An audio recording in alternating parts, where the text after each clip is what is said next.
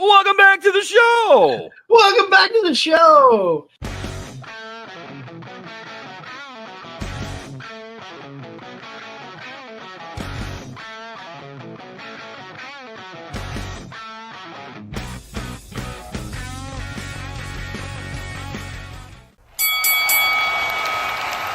And now, your hosts of the Card Subject to Change podcast, the For Frequency's Sake Tag Team Champions of the World, the Wizard CZ, and Never Wrong Nick Bull.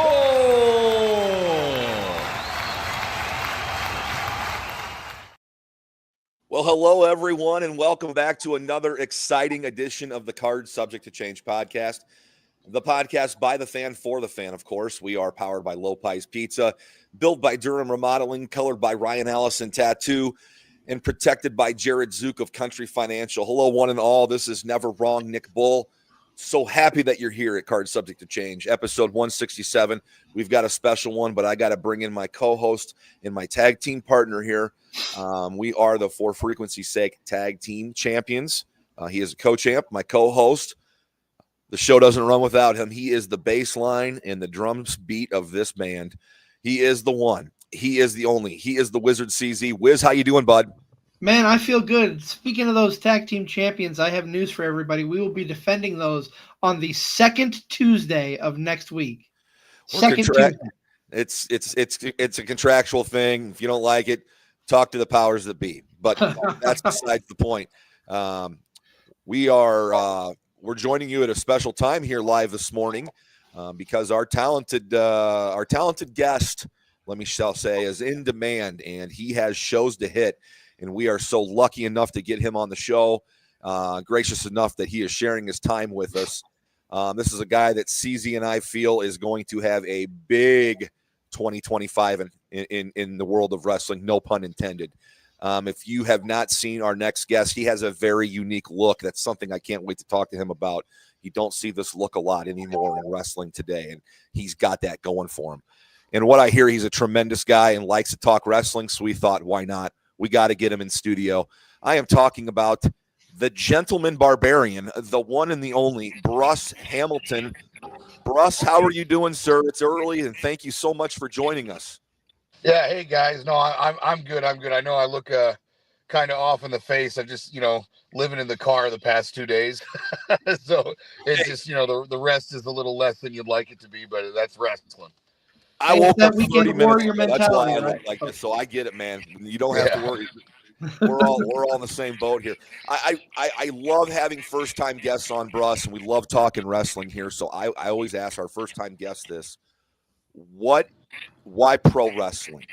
What was it that got you where it's, got you in as a fan and then, got you to where you are actually a wrestler now and chasing a dream? Yeah. So, I've answered this a couple times and it usually shocks people first time they hear it. I was never really a fan, ever growing up. I watched the Attitude Era. Like I could name Stone Cold, The Rock, The Undertaker, Kane. Like I could give you the big names. Sure. But I didn't know anything about. I didn't even know anything about WCW. I didn't know anything about ECW. I didn't even know there was such a thing as the Indies. I had no clue my whole life. I was originally a strongman competitor, and when I won the world championship in my weight class, in 2023, you didn't make any money doing that. And so here I was putting, over 16 years of my life into the gym and not really getting anything to show for it to like be able to look my wife in the eye and go, this is why I spent all this time doing this, So I arrogantly thought, well, I'll just go do pro wrestling. Those guys make money. Right. And turns out to be one of the hardest things I've ever done. And actually, training at Black and Brave, it was during that training and kind of being in that environment that I went, oh, wow, this is awesome. I fell in love with it. And now I'm a fan and I watch as much as I can. But like you guys said, I'm in demand right now. And so I'm pretty busy doing my own wrestling and have a hard time catching up on all the modern storylines. But I become a fan while being a pro wrestler. So the original decision was a financial one. Which, though, here on the indies, especially when you're starting out, you're not really making a living. Like I still have a shoot job and everything. I made way more money wrestling than I ever did in strongman. That was only a loss. And so technically I was right. Technically I was right. Yeah. Bruss, I wanna ask you. You talk about the strongman competition. We've heard stories of what it's like on that day zero for Black and Brave. Do you think the strongman competition gave you a little heads up than some of the other people who were training for that day zero? Day zero was absolutely brutal. I had the muscular endurance. However, I unwisely was putting on weight before I got there. And so I actually went into Black and Brave, the heaviest I'd ever been. And so doing that much cardio and everything that they have you do and running for as much as they do, strongman did not help that. Like I said, the muscular endurance and everything was there. Like I wasn't as beat up as everybody was the day after, but there's not much you can do to prepare for something like that. Like is even training with strongman, like you do your training, but contest day, you have to go 100% all out. Your body's never truly like ready. And you're always exhausted after, no matter how prepared you are after a contest, because if you're not giving it your all, you're not trying to win. Well, of course, it's day zero at Black and Brave, and you've got Seth freaking Rollins, Merrick, Brave, and Crotch there eyeing you down, and all the graduates, telling you what to do.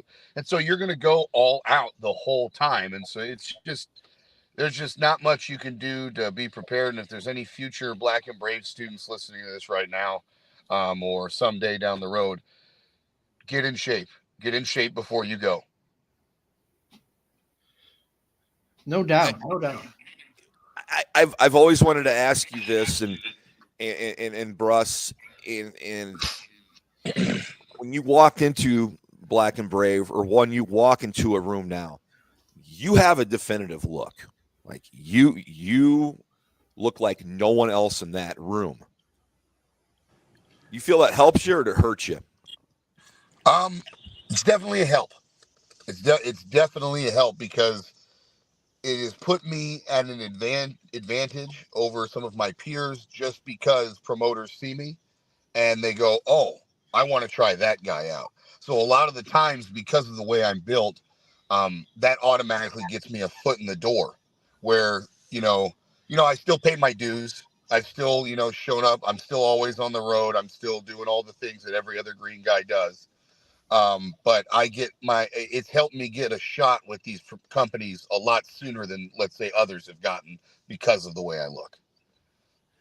And I think it's great, because I remember the first time I seen you at an event. You were working the event, I believe, as security at the Bluegrass Community Center.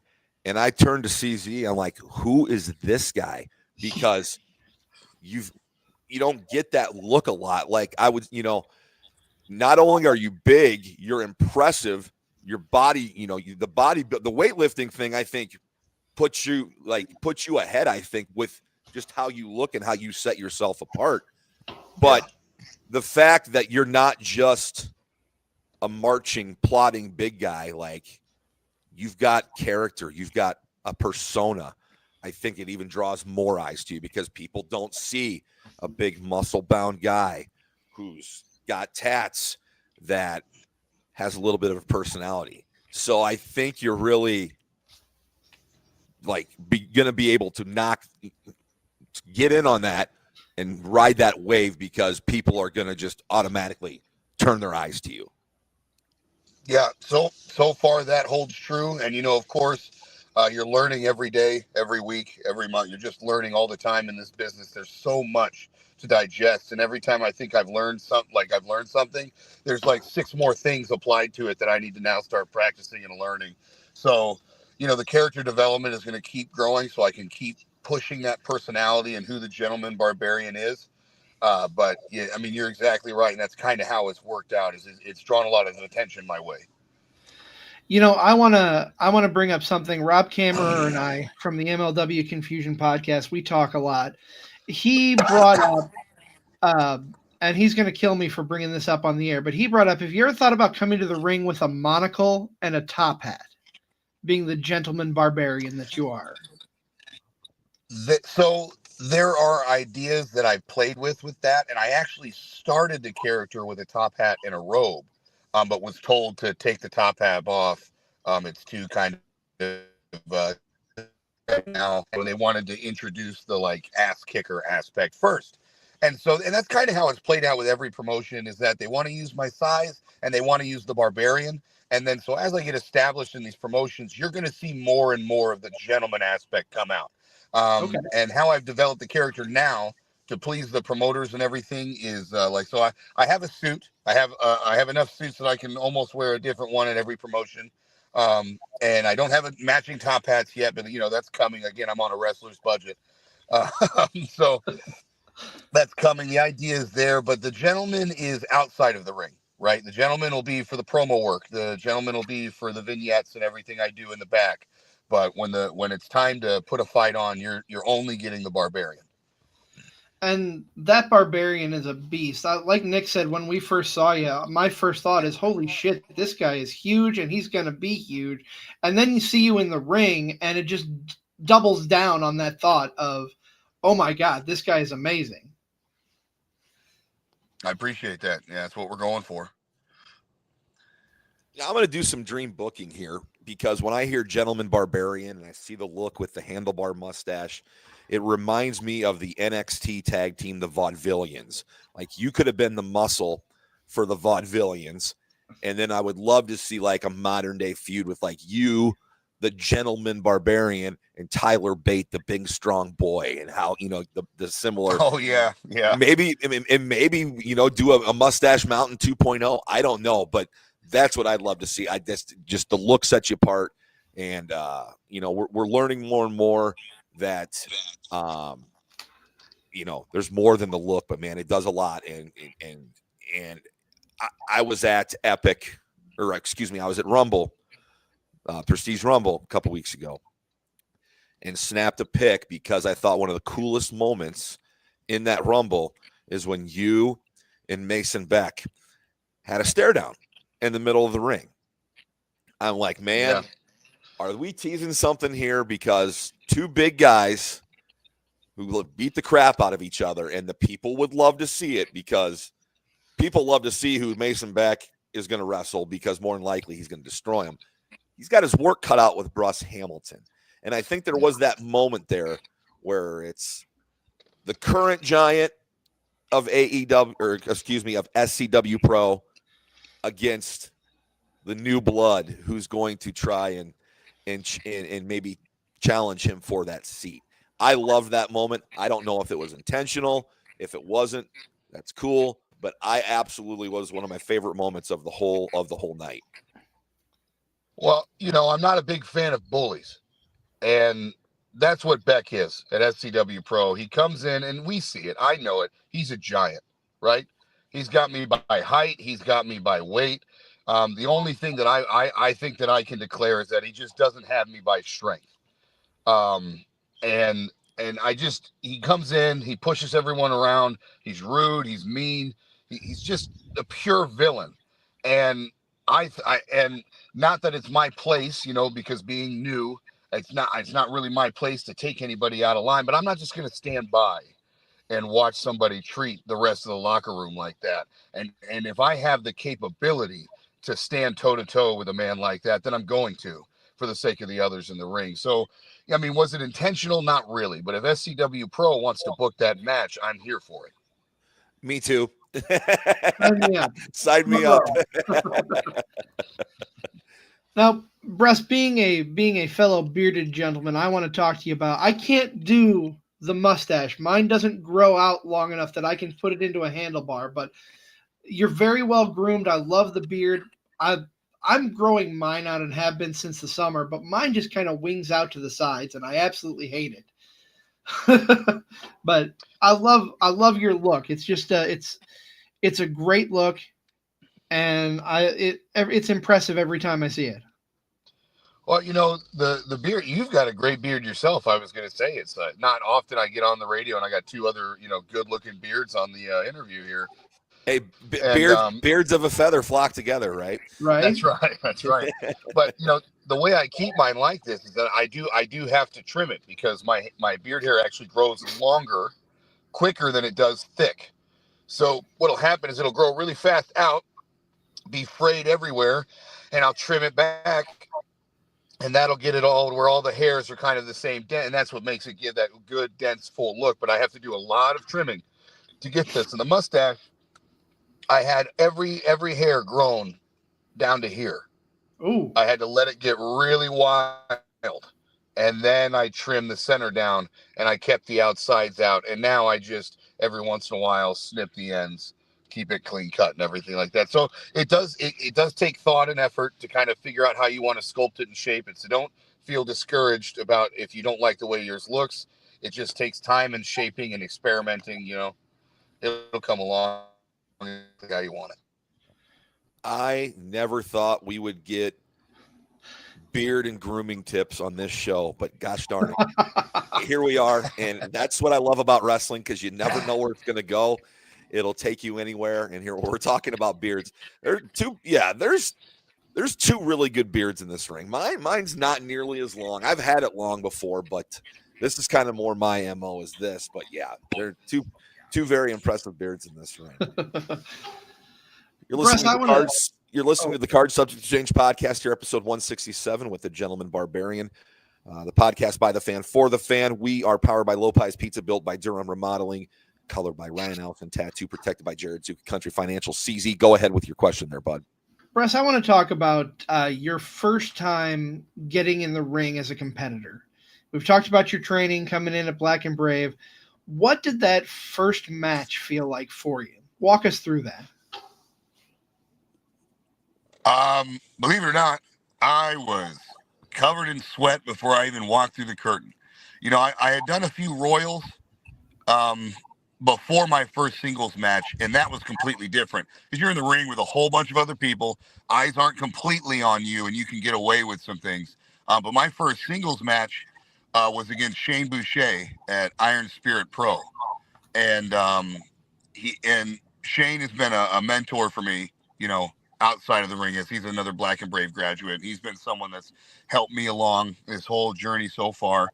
And so, number one, I was really excited to have a match with him because it's like, how often do you get your first match with that guy, you trust? And you've all seen him work. He's fantastic. Mm-hmm. So I got really lucky with that, but I was terrified, absolutely terrified, to the point that I'm standing at the curtain and I'm like covered in sweat. My music hasn't hit yet. They're just talking, but it's almost my time to walk out. And I was looking out the back door and I was like, I could leave. And just, this was fun. And it was fun while I got trained, and that was cool. But I mean, when I say that I was scared, I was deer in the headlights, frozen, and I can't even really remember most of the match because I was just kind of going through the motions of just trying to get through it because I was just so terrified the whole time. Oh, geez. I can understand that. It's got to be nerve-wracking doing something like that for the first time. You mentioned Shane Boucher.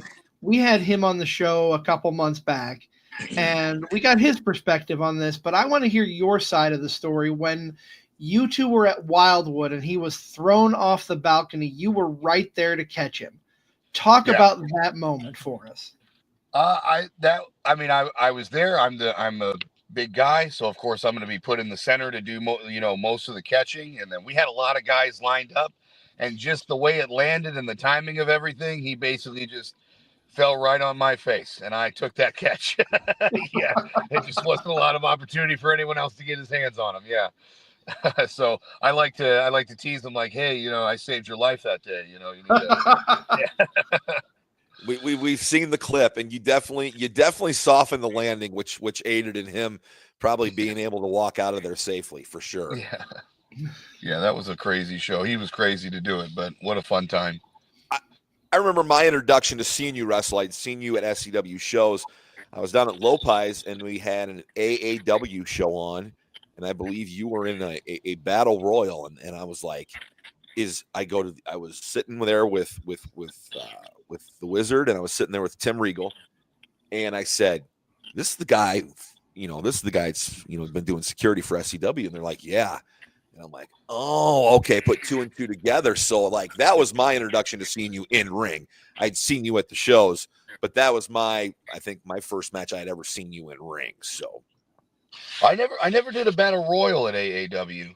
Well, okay. There was another Chicago. Was it another CSW? There you go. Okay. There you go. Yeah. Okay. That's what it was. One of the two. One of those two were on. I thought it was AAW, but we had it on watching it, and that was my introduction to seeing your in-ring stuff. Okay. Yeah, that's all last year, way back. Yeah. So. Yep. Is that a blur now from starting, and now that you're getting all these bookings, or is it still everything? The CSW moments, and AAW moments are pretty clear for me. And that's just because the city of Chicago is such a blessing to pro wrestling. And that entire city has taken me in, and they love my character. It's almost like I can in front of them, like, because they just want to see wrestling. And so a lot of what happens at CSW and AAW it's still pretty clear in my mind, just because it's just such a good time. And that first match, I was terrified. Boucher helped me through it. We got through it. And then that was basically the last time I ever had that feeling. And so now, most of it still comes through clear. There's a little bit blur here and there, just because, I've been on average wrestling 3 times a week, anywhere from 2 to 4. And so that's a lot of matches. Sometimes it's hard to remember, especially when it's just a one-off, where I'm just trying to fill a date and give somebody something that they haven't seen before. Sure. Talking about Chicago, I have a love-hate relationship with Chicago itself. I love the city. I love walking around, and the wrestling up there is just amazing. I hate going up there in the traffic. I will not, if I can avoid driving in anywhere close to downtown Chicago, I will do it in a heartbeat. I will go to Naperville or somewhere and take the train in. But I saw you at an AAW show, I want to say in October, or it was October. It had to be October. And you are in a team. I know you're in a faction, and the name of the faction is escaping me at the moment. But it's the faction. I'm in the faction, the Bravo family. There's not a faction. The faction. The faction. Yes. I want to talk about your partnership with Sean Logan. Tell me how that started and what that's like for you. Well, I know that he was in the Bravo family before me, and Johnny Bravo was not satisfied with the performance of the team. So he called me in to join and said that it was really Hartenbauer holding everything down. So I took Hartenbauer out, and I basically took his spot. Sean moved up a little spot there, like in rankings within the faction. And so he and I are just grinding together, trying to be the best tag team when we wrestle together at AAW that they have. And I'll tell you, if you watch the 2 shows ago, we had a tag team championship match against Rust and Shaft. I had both of them dead to rights on the ground. I was making my victory lap before we were going to go ahead and get the win. And then Hartenbauer came in and took me out with a bat. So I know that Sean and I are championship material for that company. It's just a matter of time. And if we can get anyone to follow the dang rules. Hell yeah. I can't wait to see that happen. Hartenbauer, talking about taking out Hartenbauer, that's a big name to tangle with right there in the Midwest, in the Illinois area. That's impressive, because he is a big bad dude in his own right. I guess. I don't know. I've seen him. I'm not that impressed. Sign me up. I think there'd be a lot of violence ensued with that match, and I know I wouldn't be the only one that would love to see that match. I think I think the fans would clamor for it, and I think it's got some steam to it. Just needs to get going. I'm all for it. I saw him. Yeah, if he ever wants to put that baseball bat down. Hey, I'm all for it. Hey, Bruss, I'm not going to blame him. I would probably bring a baseball bat too if I was coming at you. Yeah, I suppose you're right. I don't want that kind of heat. I just wouldn't. No, and I would never do that. I don't want to get to that point. Oh man. Let's take a quick time out. I think this is a good time. We're gonna hit a commercial. We're gonna come back with our moment of focus with JT Energy, and then we'll finish everything up with this wonderful, busy gentleman, Bruss Hamilton. But stay with Card Subject to Change. We'll be back right after this. For Frequency's Sake has you covered on all things sports. From the squared circle to the hardwood and the gridiron to the speedway, we've got something for everyone. Walk down the aisle with the boys from Card Subject to Change every Sunday as they take a deep dive into everything pro wrestling. Head on over to the hardwood with Doug Green and Watching the W each week for all the news from the WNBA. Want more insight from Pit Row? Check out the Green, White, and Checkered podcast where they give their insight on everything happening on and off the track. Need your gambling fix? We've got you there.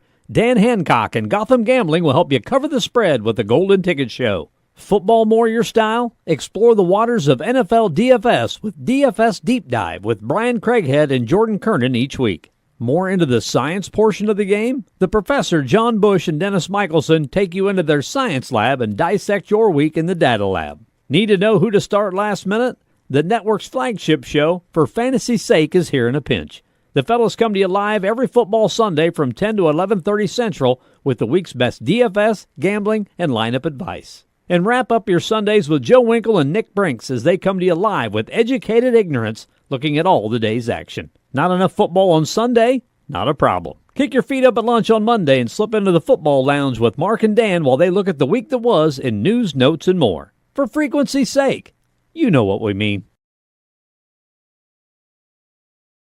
Welcome back to the show. Welcome back to the show. We are Card Subject to Change podcast. We are here talking with the Gentleman Barbarian, Bruss Hamilton. But first things first, CZ, we've got a segment to get to. We do. We're gonna toss things over to our good friend Mr. JT Energy and learn what we're gonna focus about today in our moment of focus. Welcome to a moment of focus with the feline phenom, JT Energy. The boys at the Card Subject to Change podcast, double Sunday. 2. Are you going to see me once? Maybe. Are you going to see me twice? Maybe. Regardless, one moment of focus today.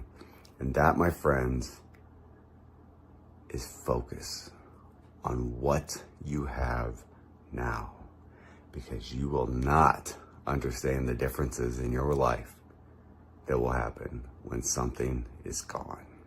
Whether it be something so small like TikTok, which provides all kinds of feelings to so many people across the world. When you take those away, man, kind of hurts. Or when an independent wrestling promotion runs your town, and the day that they stop running, man, those memories, they're hard to let go. So appreciate what you have now, because we really don't know what we have until it's gone. This, my friends, has been a moment of focus with the feline phenom, JT Energy.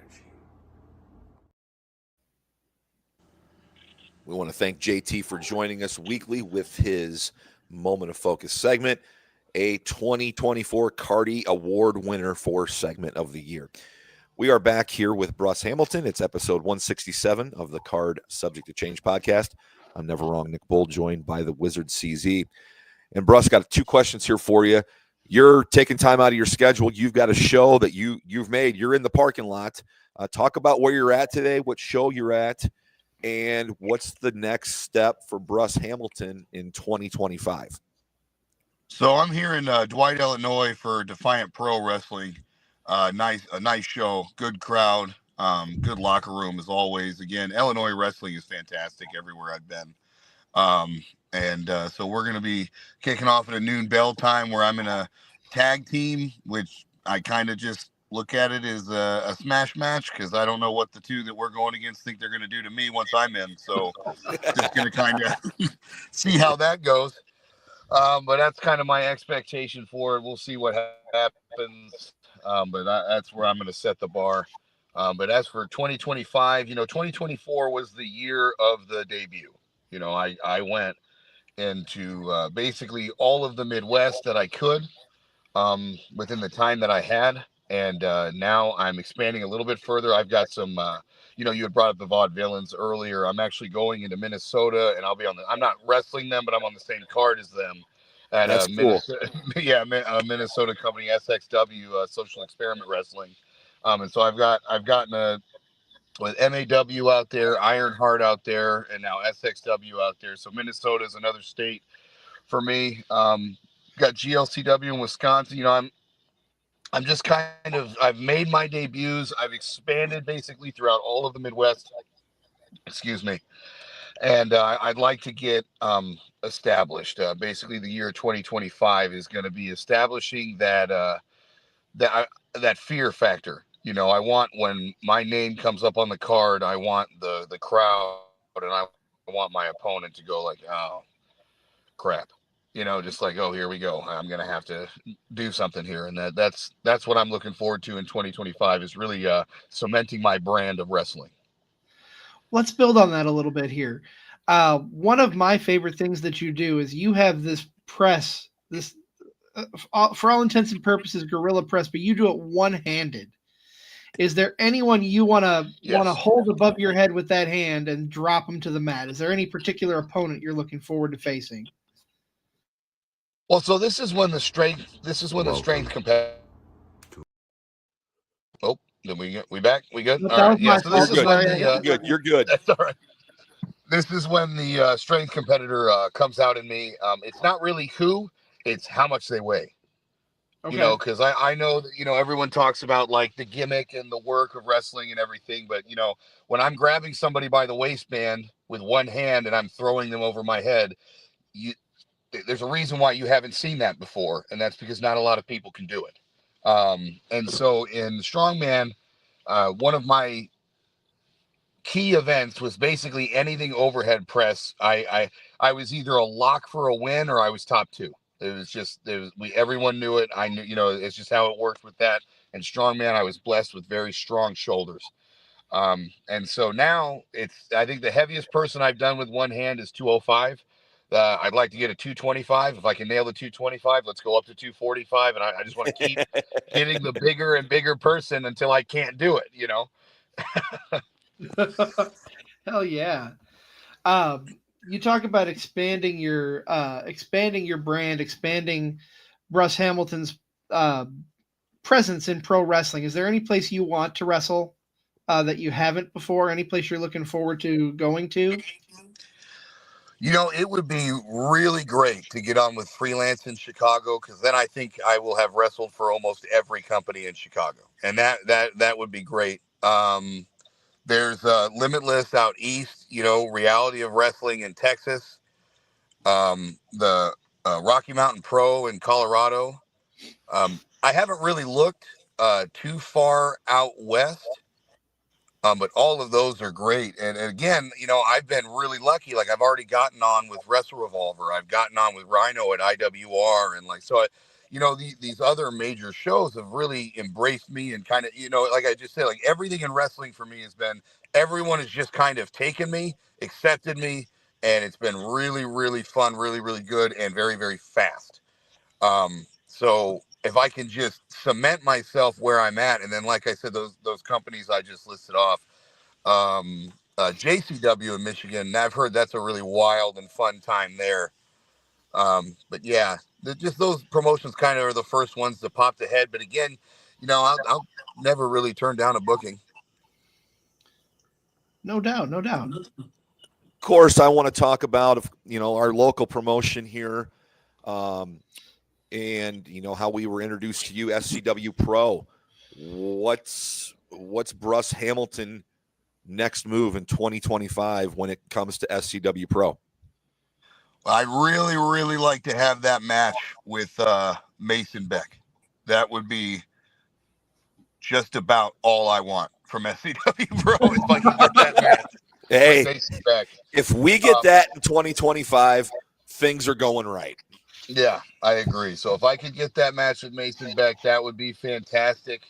But honestly, you know, they mostly run on Saturdays, and I was just looking at a calendar with another promotion this morning before we got on here, and I think Saturdays from here to December are just about gone. I don't really have any more open. Fridays that's the new one I'm trying to fill, is the Fridays and the Sundays. And if there's any Thursday promotions out there, I'll take those too. You know, so it's SCW Pro is they, of course, you know, that's the home school, that's Coach, that, you know, his promotion, and so I will always have a spot there to go back to. But right now, everything's advanced for me so quickly that I've kind of branched out a little bit. But again, I'm never not going to come back. I'll always try to find, and that's why I got to go to the Prestige Rumble. You know, I called up Coach and was like, hey, if you need a guy, like, I have that date, I'd love to be. And he's usually the one I go to if I have an opening and I see that they have an opening. Is there something we can do? Can you have anything to make it work? And they've always seemed excited to bring me back in. So I think that I'll have a long, good relationship with SCW Pro. It just may not be consistent. Well, Bruss, it sounds like it's a great problem to have, that you're wanted and you've got all these bookings and you're branching out. So we might not see you as much as we want to, but that's good for you because you're getting your name and face out there and more people exposed to your brand. And that's what it's all about. You know, that's what this business is about. Yeah, I tell everybody, you know, because I make so many connections with the fans and with the promotions and stuff. Because again, this is me trying to build a career. This is me trying to make this a full-time job. And so I just ask everybody to just remember that that's why I got into it. I have the passion. I do love pro wrestling. I love you all, the fans and everything. But I do have to make my decisions based on business. I am married. I have 6 children. I have to make this work, you know? Yeah. Whoa, 6 kids. I've got 3 and I thought I was crazy. You've got 6 and you're making shows. How in the heck does that happen? Got to have a good support team, right? That's 100% my wife. My wife is the dream woman of all women. You know, just an absolute smoking fox babe with high intelligence. She's a nurse practitioner, so borderline doctor, am I right? And then one hell of a mother as well. And then a support partner, because I asked her, let me chase this crazy dream. And she said, yeah, go for it. I don't want to be the one that holds you back. And so she's done everything. I mean, everything. I moved to Iowa for 3 months and she held the house down while I trained with Black and Brave. So, like, that speaks to her character. Bruss, you know what they call 6 kids and a wife at home, right? What's that? That's a stable. You've got a full-fledged stable at home. Got my tribe. Yeah. My clan. The Barbarian clan. Yeah. Oh my goodness. Bruss, I want to ask you, you're talking about, you know, hitting the road, making a career of wrestling, and I personally think you're going to make it there. If you were to hypothetically be handed a contract today, what company would you want to work for more? I am really looking like, and that's been an internal question because I've been asked this before, right? Because they're like to me, again, not growing up like a super mark or anything, just now at the age of 35, really learning about pro wrestling and taking it in and seeing it. There's not a major promotion I hate. You know what I mean? I don't lean one side of the fence or the other. I like them all. But if I had a preference, like if I got a contract right now with where I'm at, my ability and skill level and how much I still need to learn and do, I would be over the moon if I could get something with TNA, if they were willing to bring me in and say, hey, you grow where you're planted and we'll bring you along with us. Oh man, you just gave me a vision of you and Josh Alexander, you and Moose. There's a number of matches that I would love to see in TNA. I've met both those guys, and yeah, I would. That would be a lot of fun, especially Moose, because he is just a tower of a human being. Man, I would be all about that. I've been getting more and more into TNA lately, so I hope to see you there someday soon. What is your 5-year plan? What do you see happening over the next 5 years? Where do you hope to be in 2030? TNA, yeah. Well, okay, 2030, yeah. obviously. Hope to be in TNA. I'd like to make it happen, because at the end, and I have spent money to get consultations and go to seminars for like Gabe Sapolsky and all these wrestlers, and I get the same message from all of them, and mainly from Gabe Sapolsky, because he's been a big help for me, because I've done WWE extra work, and he's the reason why I get those spots. And I did a one-on-one consultation with him, and he said it to me the best way is like, because I was like, hey, I'm a world champion athlete. Is WWE interested in somebody like that? And he said, yeah, maybe if you were 20, And so I'm 35. So, and everyone talks about LA Knight and Damian Priest, like, oh, they got signed in their late 30s. They'd also been wrestling for 16 years. They'd also been wrestling their whole lives, and then they got signed. I'm 35, and I don't have 1 year experience yet. So I have this big of a window. I can't show you how broad of how much I need to learn. Like, that's how much I have to learn in this big of a window. So in 2030, and that's why I say that to say this, that I don't want to be perceived as arrogant or cocky, because I'm not. I try to remain humble with everything I've ever accomplished in life. But that's why I say, like, to be signed by 2030 is the goal, because in 2030, I'm 40 years old, and that window will be almost gone for me. So I have to make sure that that is the main goal, and why my wife is the one at home with the kids, and why my kids support me and everyone supports me, and why here's my bed. That's my bedroom right there on the road. So that's why I'm doing this. That's why I'm broke all the time, and I'm constantly on the road and living in my car, is because I 100% believe that if I put in the level of work that I'm putting in, then by 2030, I will have that contract, and it will be mission success. Yes. I love that attitude, and I think you're well on your way there. Thank you. I want to ask one more quick question. We'll let you go because we know you're busy. You got a show. Everyone's starting to pull up. I was going to have to say. Yeah. Last question here, and I know you really can't say a lot, but tell me what it was like the first time you did extra work for WWE, and that whole experience, that feeling of getting to see what it was like behind the scenes, walking past people that you see on TV weekly. What was it like being around all that? The biggest standout thing is that it humanized it for me. I got to see the inner workings of the machine, and I got to see the best of the best, the top guys, the one everyone aspires to be, these workers. And I got, you sit there by the ring waiting to be told what to do. You're seen, not heard. That's your job as an extra. You're a background actor. Stay out of the way. So you just sit there and you wait for an agent or producer to come up and say, hey, I want you to go do this. And then that's your job now, and you're done. So, but you get to sit there and you get to watch these wrestlers call their matches, and you're listening to them call their matches. And there's a lot of talking going on at once, so it's hard to break it all out, but you watch it and you realize they are doing exactly what we are doing. They're calling it the way we call it. They're planning it the way we plan it. There's obvious differences with commercial breaks, and they have to time things with cameras, and TV is a whole nother beast. But the bottom line is that the foundation of what they do is exactly what we're doing on independent wrestling. And then to also see Triple H walk around to every single person that has a match. He doesn't carry a binder. He doesn't have his phone out. He doesn't have anything. And he's calling their spots and telling them what they're doing in it. I have a hard enough time, remembering my own stuff in one match. And by the looks of it, it looks like he has the entire card and everything they're supposed to do memorized. And the humility he has when he approaches everybody, and just see, because, you hear the horror stories of the indies and like the guys that have been doing it for 30 years, and they have huge egos and they're hard to deal with. And then you go to WWE and you see it's just one team, one fight, trying to make one fantastic product is what it looked like to me.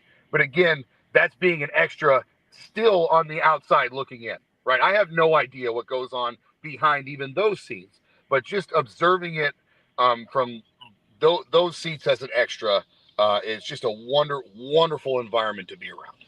Well, I'm going to wrap it up here. I don't think it's much longer you're on the outside looking in. I think it's, if you haven't already, you're going to knock that damn door down. And by the end of 2025, a lot more people are going to know who Bruss Hamilton is. I hope so. Appreciate that. And Bruss, we really appreciate you taking time out of your busy schedule. I feel like we could talk about so much more, but I know you've got a booking to get to, so we'll let you go. But please, if you have more time in the future, come back on. We want to talk to you a bit more. Okay? Yeah, absolutely. Message me and we'll work that out. I'll never. I love doing these. I love doing the interviews and the podcast, especially like I know you guys are established, but I've done a lot of ones for. If there's any smaller podcasters listening, message me. I'll go on your podcast too. We're all in the same business, just trying to make it. And if I can help you, then that would be great. Absolutely. Absolutely. Well, Bruss, thank you again so much. And for everyone who's tuned in, thank you. This has been the Card Subject to Change podcast, the podcast by the fan, for the fan, powered by Lopez Pizza, built by Durham Remodeling, colored by Ryan Allison Tattoo, and of course protected by Jared Zook, Country Financial. We're not done for the day. We've got another booking to get to ourselves. That's coming up at 2:00 this afternoon. So we will see you then. But until then, have a good rest of your day. And thanks for tuning in again to Card Subject to Change.